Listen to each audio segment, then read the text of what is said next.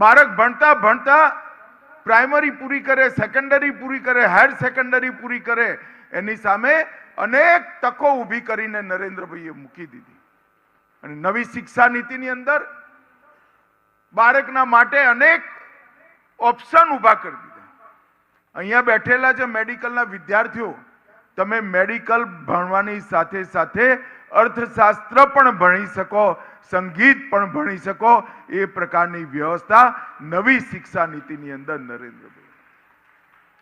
વિદ્યાર્થીના મનમાં જે વૃત્તિ પડી છે, જે શક્તિ પડી છે, ઈશ્વર દત્ત શક્તિઓ છે, ભણતર ગમે તે સ્ટ્રીમ નક્કી કર્યું હોય, ઈશ્વર દત્ત શક્તિઓનો વિકાસ કરવાની જવાબદારી સરકારની છે.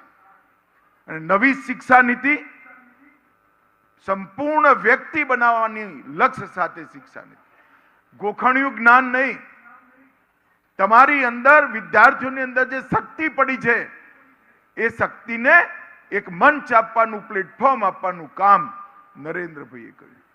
અને બધા જ કોર્સોને આંતરરાષ્ટ્રીય કક્ષાના બનાવવાનું કામ કર્યું છે. અને પહેલીવાર મેડિકલ અને એન્જિનિયરિંગ ભારતની ભાષાઓમાં ભણાવવાની શરૂઆત નરેન્દ્ર મોદી સાહેબે કરી. થોડાક જ સમયમાં જે બાળકોને ગુજરાતીમાં મેડિકલ સાયન્સ ભણવું હશે, ગુજરાતીમાં ડાક્ટર થવું હશે, એ ગુજરાતીમાં પણ ડાક્ટર થઈ શકે અને એટલો જ સારો ડાક્ટર થાય જે સમગ્ર વિશ્વમાં સ્વીકૃતિ લાવે. ઇન્ફિરિયોરિટી કોમ્પ્લેક્સ, લઘુતા ગ્રંથિ, ભાષાકીય લઘુતા ગ્રંથિ બાળકોના મનમાંથી સમાપ્ત કરવાનું કામ આ દેશના વડાપ્રધાન નરેન્દ્ર મોદી. હું તો નાનો તો તમે બહુ જોયું નહીં હોય તો 10 વર્ષથી મોદી સાહેબ છે, બીજા 5 વર્ષ હજી આવવાના છે, એટલે કોઈ બીજાને જોવાનો વારો નથી આવવાનો તમારો. પણ અમે જોતા હતા મોટા મોટા દેશભક્તિની વાતો કરવાના નેતાઓ જેવા વિદેશ જતા હતા ટપાટપ અંગ્રેજીમાં બોલતા હતા.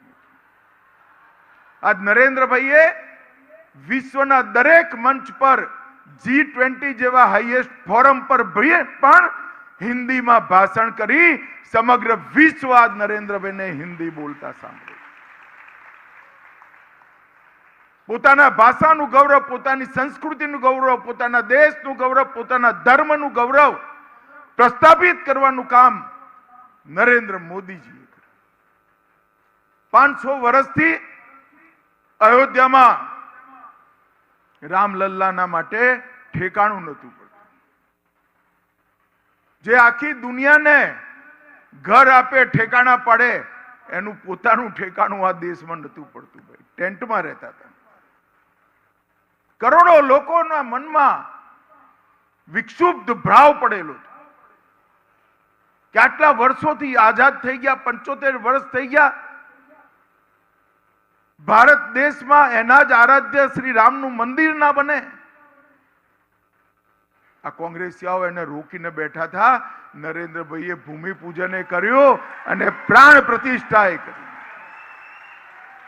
ખાલી રામ મંદિર નહીં, ઔરંગઝેબે તોડેલું કાશી વિશ્વનાથ કોરિડોર બનાવ્યો.